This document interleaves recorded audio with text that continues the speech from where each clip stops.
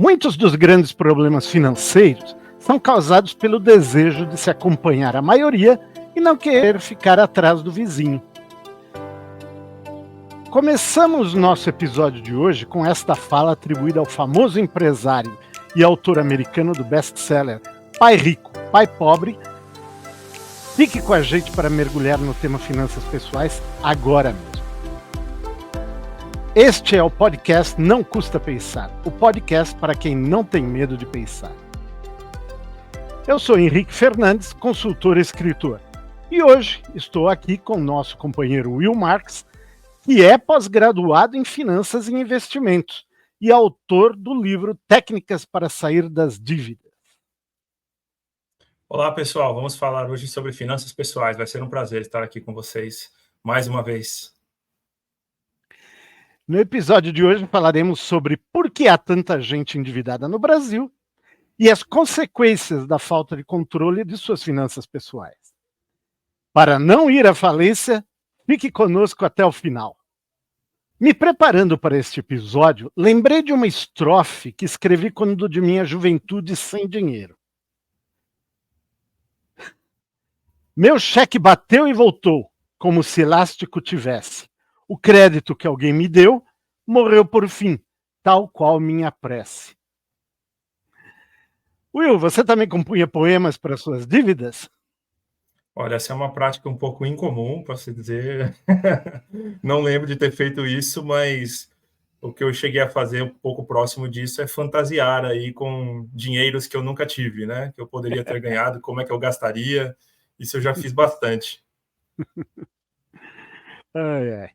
Então, meu caro, em 2 de outubro, o jornal O Estado de São Paulo noticiou uma pesquisa da financeira Pascoaloto informando que há 72 milhões de pessoas com nome sujo na praça. A reportagem cita também pesquisa produzida pela Serasa, que mostra um crescimento de 16% no total de pessoas inadimplentes entre agosto de 2021 e agosto de 2024 no Brasil.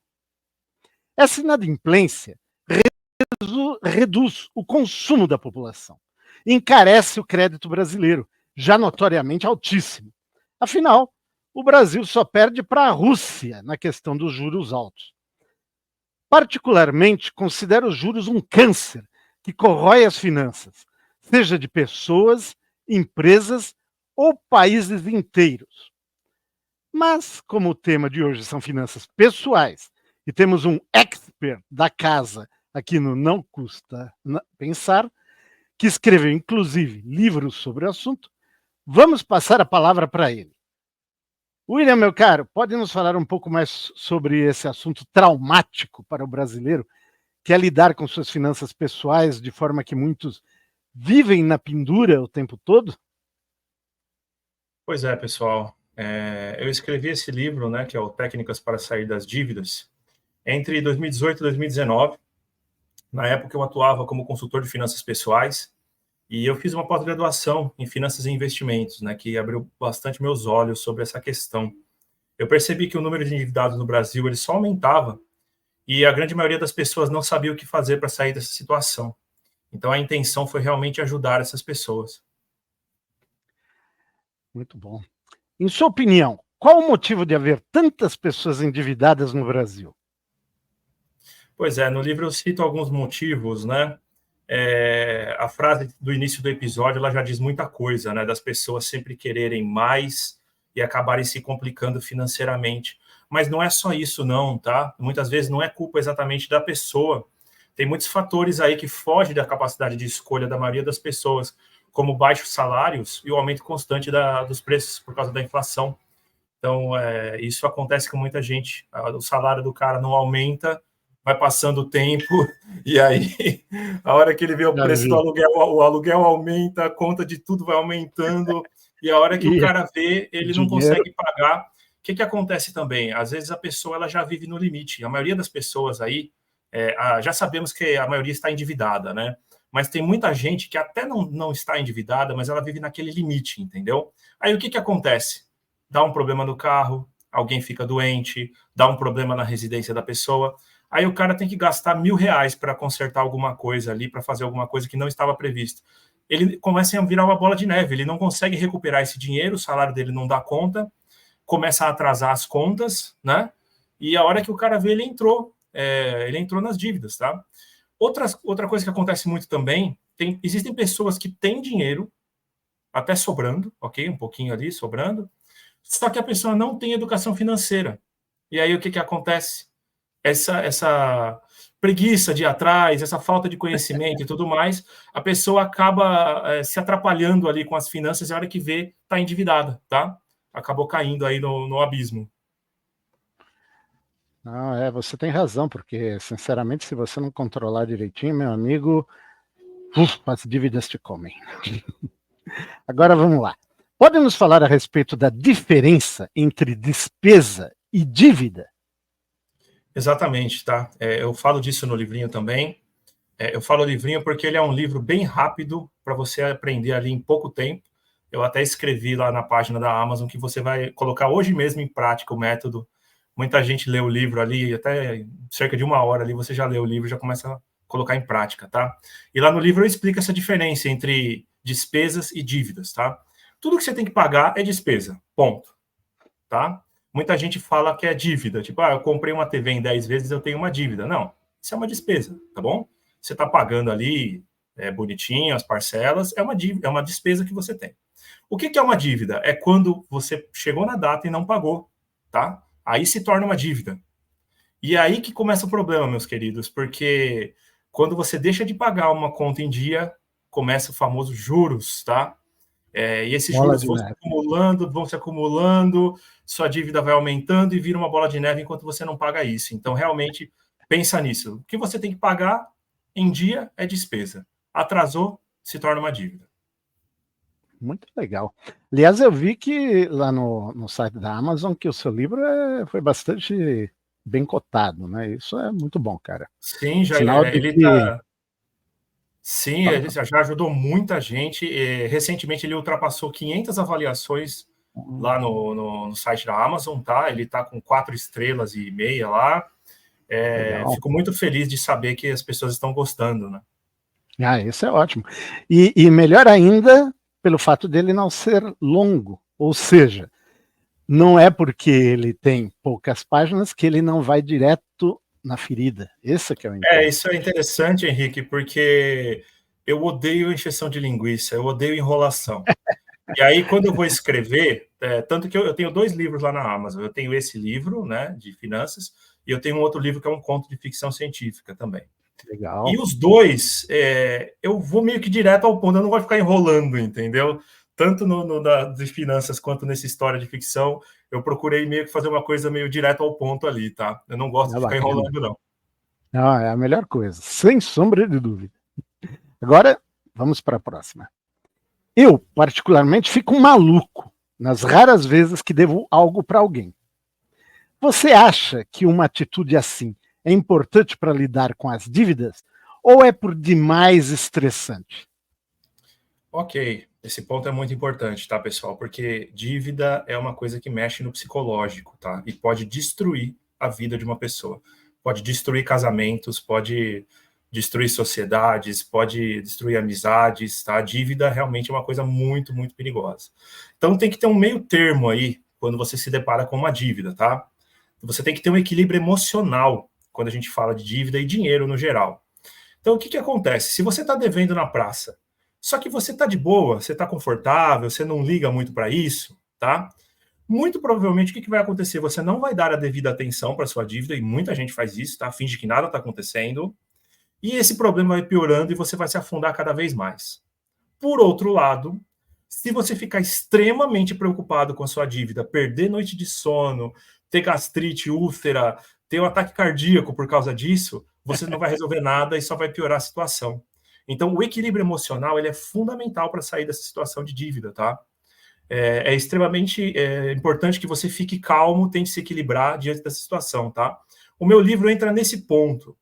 Eu ensino ali um caminho estratégico para a pessoa que está endividada seguir e poder dormir melhor de noite, enquanto quita suas dívidas dia após dia com estratégia, uma estratégia sólida, tá bom? Muito bom. Agora, mais uma para você, meu caro. Qual nível de endividamento é aceitável para viver bem e tranquilo? Certo. No livro eu mostro alguns níveis e explico em detalhes ali, né? Aqui eu tenho que resumir, porque não caberia tudo aqui nesse episódio, mas o melhor dos mundos é você juntar dinheiro para comprar as coisas à vista, evitar comprar coisas parceladas, tá? Claro que isso é difícil, mas assim, ficar endividado seria realmente muito mais difícil se você só fizesse isso, tá?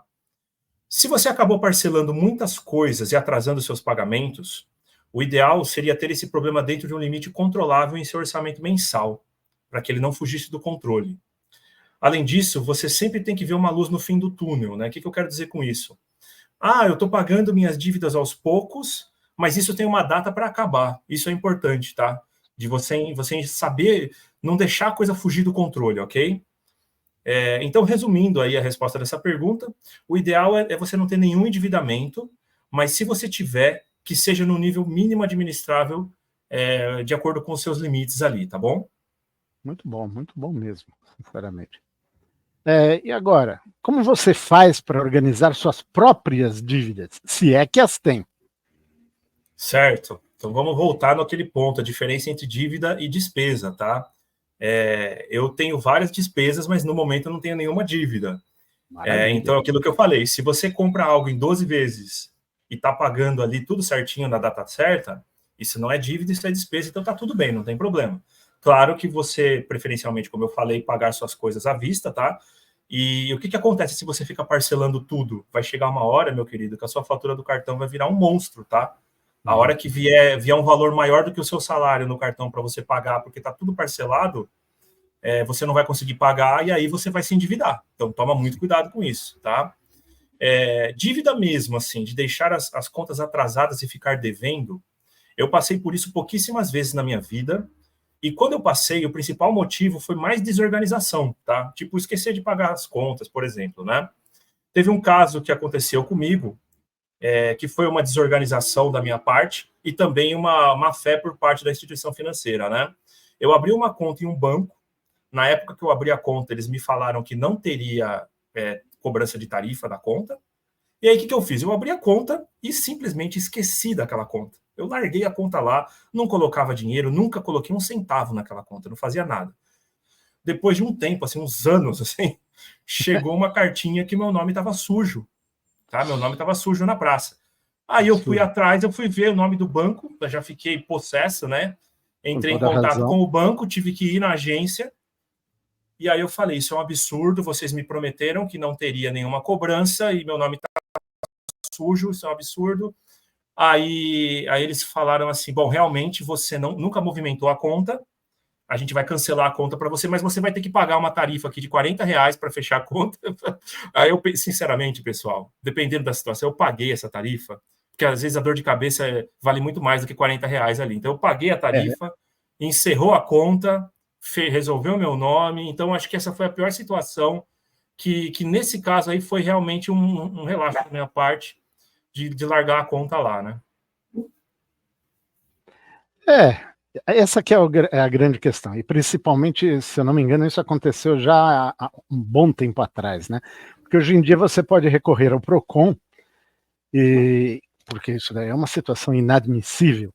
Se eu não me engano, porque a gente trabalhava junto naquele tempo, e eu me lembro mais ou menos dessa situação, isso foi antes, me parece, do Código de Defesa do Consumidor ser aplicável às instituições financeiras. Hoje elas já não brincam mais assim, não, meu amigo. Hoje você tem um aliado forte no Código de Defesa do Consumidor e tem que aproveitá-lo. Legal, agora essa dica para as pessoas aí, muito bom. Eu já fiz muitas reclamações no PROCON. Agora vamos lá. Depois de fortemente endividado, há como se livrar de vez das dívidas? Pois é possível, mas não é nada fácil, tá? Claro que quanto maior o valor devido, mais difícil, e quanto maior a complexidade, mais difícil. Muita gente acaba piorando a situação fazendo dívidas em outras instituições. Então, por exemplo, o cara estoura um cartão de crédito, depois vai lá e estoura outro, depois vai lá e estoura outro, aí abre conta no outro banco e estoura também. É claro, quanto mais isso acontecer, mais difícil vai ficar, tá? Então, assim, o livro, né, o que eu explico no livro ajuda pessoas em diversas situações de dívida. Pessoa que tem uma dívida só, pessoa que tem várias dívidas e assim por diante, é explicado lá, tá? E assim, pessoal, eu tô falando você pensa assim, nossa, esse vídeo é uma propaganda do livro. Só que é o seguinte, por mim, eu colocava o livro de graça lá na Amazon para todo mundo baixar e tal. Só que a Amazon exige um preço mínimo lá para colocar o livro. E aí eu coloquei o menor preço, que é R$1,99. Eu não ganho praticamente nada quando vende o livro, eu ganho centavos, assim. É mais para ajudar as pessoas mesmo. Tanto que se você entrar lá, a gente vai deixar o link depois aqui na descrição. Se você entrar lá, você vai ver o depoimento das pessoas, tá? Que está realmente ajudando as pessoas. E lá tem um método realmente para sair disso daí, tá? E não tem como falar tudo aqui, como eu falei, o tempo é curto, mas vamos lá. Basicamente, o que você tem que fazer? Você tem que organizar as suas dívidas, tá? Você tem que ser organizado, você tem que saber o que você deve, para quem você deve, como você deve, qual é a taxa de juros. Anota tudo, organiza todas as suas dívidas, é a primeira coisa, tá? Segunda coisa, você tem que cortar imediatamente qualquer gasto supérfluo. Cara, você vai cancelar o Netflix, você vai cortar o cafezinho, você vai cortar, vai parar de ficar comprando roupa, ainda mais roupa cara, só se você precisar mesmo. Vende seu carro, pega um carro mais básico, mora numa casa com aluguel mais barato, ou vai morar na casa de um parente, ou você vai ter que realmente baixar seu padrão de vida, tá? Porque muita gente tá cheio de gente endividada aí que vive uma vida de rico. O cara viaja, o cara troca de carro, e o cara tá devendo para todo mundo. Então, assim, você tem que realmente baixar, se você quer resolver a situação, você tem que baixar o seu padrão de vida para você resolver a situação, tá? Aí o que você tem que fazer além disso? Buscar novas fontes de renda, aumento de salário, pedir ajuda para membros da família, por exemplo. Ainda existe muito aquele machismo, né? Ai, minha mulher não trabalha, só eu que trabalho em casa, eu não deixo minha mulher trabalhar. Cara, põe a mulher para trabalhar também, vai arrumar um emprego, claro. Entendeu? Já tem um filho ali com uns 20 e poucos anos, já está na hora de arrumar um emprego também, tá bom? Então, põe todo mundo para trabalhar, para ajudar a pagar essas dívidas aí, tá? Então, assim, no livro eu mostro como organizar tudo isso de forma estratégica, né? Como a gente falou aqui, eu tentei ser o mais simples e direto possível na escrita. Eu espero de coração que vocês gostem realmente do livro, né, e encontrem ali um caminho para vocês saírem das dívidas. Aguardo a avaliação de vocês na Amazon lá também, e depois a gente deixa o link aqui na descrição do vídeo. Legal. E essa dica é muito interessante. Agora, um aliado, pelo menos que eu tenho, porque eu já controlo minhas finanças há mais de 20 anos, porque eu passei por todas essas situações anteriormente. E, cara, meu aliado se chama Excel, tá? Não é uma propaganda para a Microsoft, não, mas é uma das melhores ferramentas para você controlar seu fluxo de caixa e saber exatamente o quanto você tem a cada instante. É indispensável. Tá? Concordo, até acrescentando aqui, no livro eu coloco também um exemplozinho bem simples de planilha, mesmo que você não entenda nada de planilha, eu coloco um exemplozinho muito simples lá no livro para você ordenar suas dívidas, organizar por juros e tudo mais. Você pode até fazer num caderno, tá? Claro que o Excel, sim, quem sabe mexer no Excel, como o Henrique falou, eu uso muitos, né? Planilhas assim, demais. Mas mesmo quem não sabe, não precisa se assustar, você pode fazer uma planilhazinha ali no caderno mesmo para você organizar. O importante é você ter o controle, tá? Seja qual for o método, você tem que ter o controle das suas dívidas. E assim, uma vez saindo das dívidas, é exatamente o que o Henrique acabou de falar. Controle suas finanças da melhor forma, tá? Seja numa planilha, num aplicativo, o que você achar melhor. Mas você não pode viver a Deus dará ali, gastando dinheiro loucamente, esperando que nada de ruim vai acontecer, tá? Isso de vivendo a vida louca, isso daí, infelizmente, não é bom para a saúde de ninguém, não. William, meu querido, foi muito legal ter você aqui hoje no papel de entrevistado. Isso foi excelente. Maravilhoso, cara. Um grande prazer. Estamos juntos. Se você gostou do episódio e acha que alguém irá gostar também, não deixe de compartilhar. Este episódio está disponível no Spotify, no YouTube e em outras plataformas também. Deixe sua avaliação lá. Se você gostou, dê o seu joinha para nós. Compartilhe, ative o sininho se estiver no YouTube. Siga-nos no Instagram, nãocustapensar.podcast. Também envie-nos sugestões de assuntos que vocês gostariam de ver discutidos no canal. Nos veremos novamente no próximo episódio. Grande abraço a todos! Abraço, pessoal. Tchau, tchau.